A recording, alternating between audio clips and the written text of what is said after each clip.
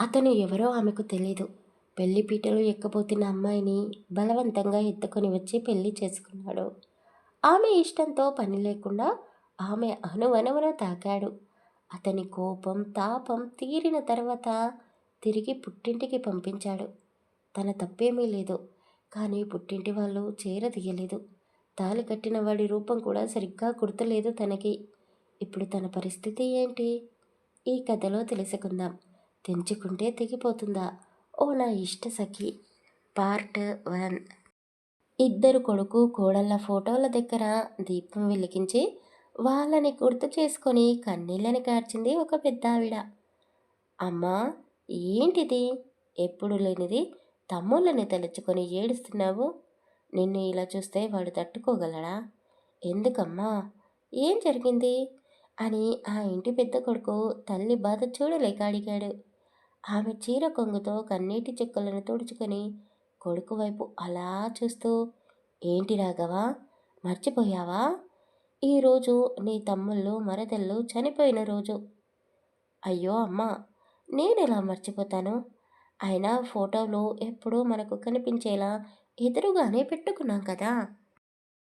వాళ్ళ పేర్లు, జననం, మరణం డేట్లు కూడా ఇంతింత పెద్ద అక్షరాలతో రాపించారు కదా. వాటిని రోజు చూస్తూ ఎలా మర్చిపోతామమ్మా? మర్చిపోకూడదనే కదరా ప్రతి క్షణం నేను గుర్తు చేస్తూనే ఉన్నాను. ఇంతకీ వాడు ఎక్కడా? ఎవరు? ఎంతమంది ఉంటున్నారా ఇంట్లో? గుర్తు పెట్టుకోలేనంత జనాలేమీ లేరు కదా. నాకు ఉన్నది ఈ ఇంటికి ఏకైక వారసుడు నా మనవడు. వాడి గురించి అడుగుతున్నాను. ఏమోమా, నేను చూడలేదు వాడిని. అప్పుడే పూజ గదిలో నుండి పూజ చేసుకొని బయటికి వచ్చిన కోడలు అత్తగారికి భర్తకి ప్రసాదం ఇచ్చింది. ఆమె ప్రసాదం కళ్ళకి అద్దుకొని కోడలి వైపు అలా చూస్తూ, ఎక్కడే వాడు అని అడిగింది. అంతే. అత్తగారి గొంతు వినగానే ఆమె కంగారు పడిపోతూ, అత్తయ్య, అది నేను ఎంతగానో అడిగాను, కానీ ఏమీ చెప్పకుండా చాలా అంటే చాలా కోపంగా బయటికి వెళ్ళిపోయాడు. అప్పటికే నేను ఆపాలనే ప్రయత్నం చేశాను. ఈరోజు ఏంటో కూడా గుర్తు చేశాను. గుడి దగ్గర అన్ని ఏర్పాట్లు చేశాను. మీరు వెళ్ళి కార్యక్రమాలు జరిపించండి, నేను వస్తాను అని చెప్పాడు. అంతకు మించి నాకు ఇంకేమీ చెప్పలేదు అని రాఘవ భార్య జానకి అత్తగారిని నేరుగా చూడకుండా అటు ఇటు చూస్తూ చెప్పింది. సరేలే, ఇక నువ్వు వెళ్ళి నీ పని చూసుకో అని ఆవిడ చెప్పగానే జానకి పరుగులాంటి నడకతో వంటగదిలోకి వెళ్ళింది. వంటగదిలో ఉన్న పని వాళ్ళు జానకిని చూసి నవ్వుకుంటూ, ఏంటమ్మా మీరు, పెళ్ళయ్యి ఇన్ని సంవత్సరాలు అవుతున్నా ఇంకా మీ అత్తగారిని చూస్తే భయపడుతున్నారు అని అడిగారు. భయం కాదు, గౌరవం. ఆవిడ నన్ను కోడలిగా కాదు, కూతురిలా చూసుకుంటుంది. అనాథని అయినా సరే నన్ను చేరదీసింది. ఈ ఇంటికి పెద్ద కోడలిగా చేసుకుంది. మా అత్తయ్య ఏది చేసినా మా మంచికే చేస్తుంది. ఆవిడని నేను ఎప్పుడూ ఎదిరించలేను, తప్పు పట్టలేను. సరే కానీ తొందరగా పనులు పూర్తి చేయండి. ఈరోజు గుడి దగ్గర యజ్ఞాలు, పూజలు ఉన్నాయి. అలాగే చనిపోయిన మా మర్దులు, మా తోడి కోడళ్ళ పేర్ల మీద అన్నదానాలు, వస్త్రదానాల కార్యక్రమాలు ఉన్నాయి. అన్ని పనులు సమయానికి జరిగిపోవాలి. తొందరగా కానివ్వండి, నేను వెళ్ళి మిగతా ఏర్పాట్లు చూసుకుంటాను అని జానకమ్మ పని వాళ్ళతో పనులన్నీ చేయించుకుంది. ఇక అన్ని పనులు పూర్తి చేసుకొని పని వాళ్ళతో సహా సుగుణమ్మ, జానకమ్మ, రాఘవయ్యలు గుడి దగ్గరికి చేరుకున్నారు. సుగుణమ్మ మనవడి కోసం ఎదురు చూసి సమయం దాటిపోతుంది అని కొడుకు చేతుల మీదుగా అన్ని కార్యక్రమాలు జరిపించింది. సుగుణమ్మ అంటే ఆ ఊరికే పెద్ద మనిషి. ఆమె కొడుకు, కోడలు రాఘవయ్య, జానకమ్మలు ఆదర్శ దంపతులు. ఎంతో పేరు ప్రఖ్యాతలు ఉన్న జమీందారుల వంశం వాళ్ళది. ఆ ఊరిలోనే కాదు, చుట్టుపక్కల ఉన్న గ్రామాల్లో కూడా వీళ్ళ వంశం గురించి తెలియని వారంటూ ఎవ్వరూ ఉండరు. తాత ముత్తాతల నాటి ఆస్తి, 10 తరాలు తిన్నా తరగని ఆస్తులు ఉన్నాయి. వీళ్ళ పలుకుబడిని చూసి ఈర్ష్యపడే వాళ్ళు కొందరు. ఎలాగైనా సరే ఇలా ఆస్తి కొట్టేయాలని మరికొందరు. వీళ్ళ ఏకైక వారసుడిని అల్లుడిగా చేసుకోవాలని మరికొందరు. ఇలా తెలిసిన వాళ్ళు, బంధువులు చాలామంది ఎన్నో విధాలుగా ప్రయత్నాలు చేస్తూనే ఉన్నారు. కానీ సుగుణమ్మ ఎవరిని వాళ్ళ గుమ్మం తొక్కనివ్వలేదు. దానికి సుగుణమ్మ ఆడ మనిషి అయినా ఒక మొగరాయుడిలా అన్ని పనులు చేస్తూ వచ్చింది. అందుకే ఆమె మాట అంటే అందరికీ భయం. కొడుకు కోడలు సాదా సీదా మనుషులు, అందరినీ మంచివాళ్ళే అని నమ్మిస్తారు. సుగుణమ్మ మనవడిని కొడుకులా మెత్తగా మనిషిలా పెంచలేదు. చిన్నప్పటి నుండే ధైర్య సాహసాలను నూరిపోసింది. మనది కాని వస్తువుపై మనకు ఎలాంటి హక్కు ఉండదు. కానీ మన వస్తువుపై పరాయివాడు కన్ను పడితే ఊరుకోవద్దు. చావ కొట్టినా పర్వాలేదు అన్నట్టు పెంచి పెద్ద చేసింది. గుడి దగ్గర జరుగుతున్న కార్యక్రమానికి సుగుణమ్మ రెండో కోడలు పుట్టింటి వాళ్ళు వచ్చారు. భోజనాలు పూర్తి అయిన తర్వాత దగ్గరి బంధువులు అందరూ అలా కూర్చున్నారు. అత్తయ్య, మీతో ఈరోజు ఒక విషయం మాట్లాడాలని వచ్చాను అని కోడలు అన్నయ్య అనడంతో సుగుణమ్మ అందరి వైపు చూస్తూ ఏంటి ఆ విషయం అని అడిగింది. చూస్తున్నారు కదా, నా అల్లుడిని సాయి కిరణ్ని అల్లుడిగా చేసుకోవడానికి ఎంతోమంది లైన్ కడుతున్నారు. అయితే వాళ్ళని వీళ్ళని ఇచ్చి నా మెల్లడికి పెళ్లి చేస్తారా? నాకు ఒక కూతురు ఉంది, చదువు పూర్తయింది. ఇప్పుడు ఇద్దరికీ పెళ్లి చేస్తే బాగుంటుంది. నాకు ఒక్కతే కూతురు. మీకు తెలియందేముంది? ఇక మీ ఆస్తి అంత కాకపోయినా అందులో పావలా వంతు ఆస్తి మాకు ఉంది. అది ఎటో నా కూతురికే వస్తుంది. ఇక వీళ్ళిద్దరికీ పెళ్లి చేసిన తర్వాత నేను కూడా ఇక్కడే ఉండిపోయి పొలాల పనులు చూసుకుంటాను అని చెప్పాడు. ఆమె అతన్ని కూతురు వైపు చూసింది. ఏం పేరమ్మా అని అడిగింది. రాధా అని చెప్పింది. చక్కటి పేరు. కానీ నువ్వు సిటీలో పుట్టి పెరిగావు, ఈ పల్లెటూరులో ఉండగలవా అని అడిగింది. రాధ తండ్రి వైపు చూసింది. ఈ పల్లెటూరులో నేను ఉండలేను అన్నట్టుగా ముఖం పెట్టింది. రాధ మనసులో ఏమనుకుంటుందో సుగుణమ్మ కనిపెట్టేసింది. అంతలోనే అక్కడికి ఒక పెద్ద పడవాటి కారు వేసుకొని సాయి కిరణ్ వచ్చాడు. కొడుకుని చూడగానే జనకమ్మ దగ్గరికి వచ్చింది. ఏంటి నాన్నా, పొద్దుననగా వెళ్ళావు?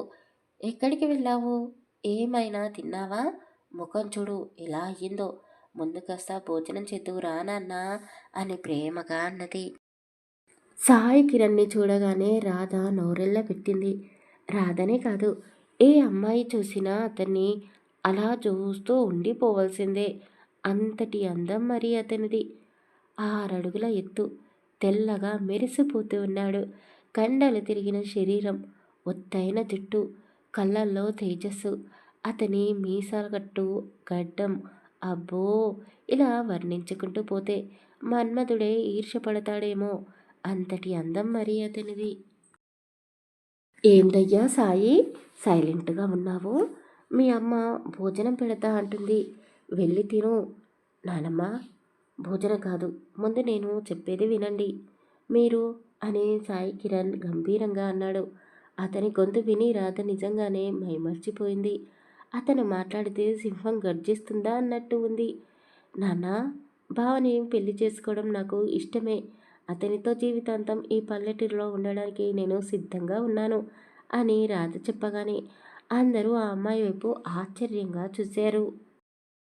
మామయ్య, నేను పెళ్లి చేసుకోలేను అని ఒకే ఒక్క మాటలో చెప్పేశాడు. అందరూ సైలెంట్గా ఉన్నారు. సాయి కిరణ్ ఫ్రెండ్స్ పూలదండలు తీసుకొని వచ్చారు.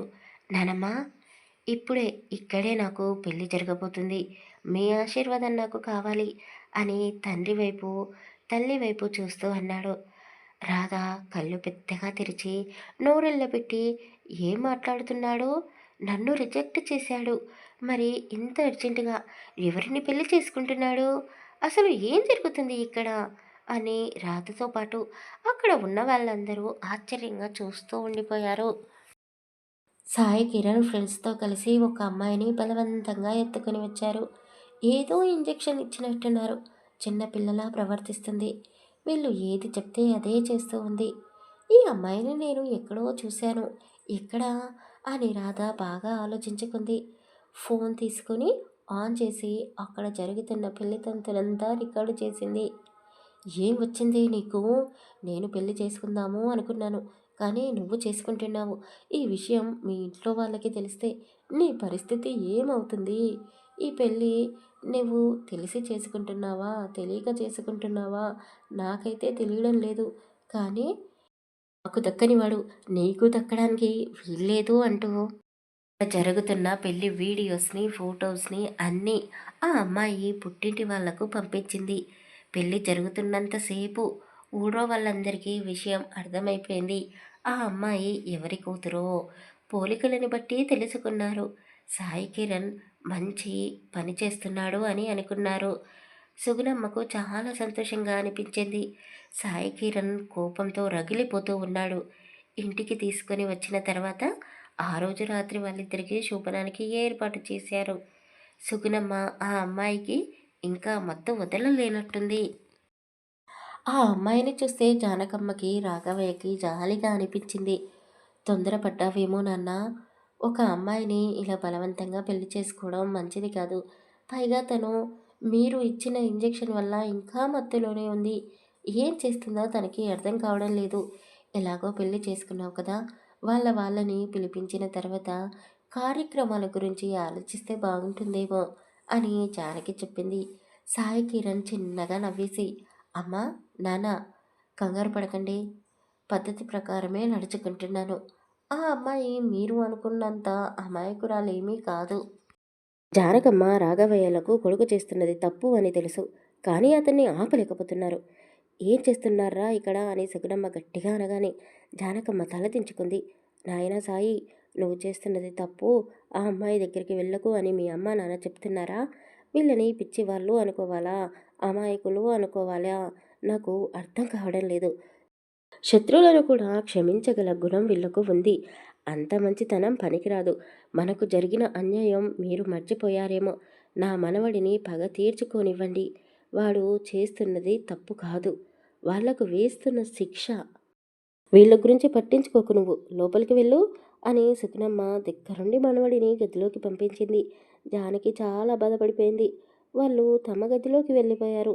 సుగుణమ్మ హాల్లోనే కూర్చొని చనిపోయిన భర్త ఫోటో వైపు చూస్తూ ఉంది. తను పెళ్లి చేసుకున్న అమ్మాయి మంచంపై హాయిగా పడుకొని ఉంది. ఆమెను ఒక్క క్షణం అలా చూస్తూ ఉండిపోయాడు. పాలలాంటి శరీరం ఎక్కడ తాకినా కందిపోతుందేమో అన్నంత నాజూకుగా ఉంది. కానీ తన శరీరంపై అక్కడక్కడ ఏవో గాయాలు ఉన్నాయి. అలా చూస్తూ చేతితో తాకాడు. పడుకున్న ఆ అమ్మాయి ఒక్కసారిగా ఉలిక్కిపడిపోయి నిద్ర లేచింది. ఏం చేస్తున్నారు? నా దగ్గరికి రావద్దు. నన్ను తాకొద్దు. ఎందుకు వచ్చారు? మీరు నన్ను కొడతారా? వద్దు, కొట్టకండి. మీరు ఏ పని చెప్పినా నేను చేస్తాను అని ఏడుస్తూ అమాయకంగా అన్నది. ఆమె నటిస్తుంది అని అతనికి తెలుసు. ఆమె మాటలు అతను పట్టించుకోలేదు. ప్రేమతో కాదు, ఆమెకు బాధ కలిగించాలి అని కోపంతో రగిలిపోతూ ఆ అమ్మాయి ఒక మనిషి అని మర్చిపోయి అతను మృగంలా విజృంభించాడు. ఆ అమ్మాయి ఏడుస్తూ ఉంది. అతను చేస్తున్న పనులను అడ్డుకుంటూ తోసేస్తూ ఉంది. కానీ అతని కండబలం ముందు ఆమె సరిపోలేదు.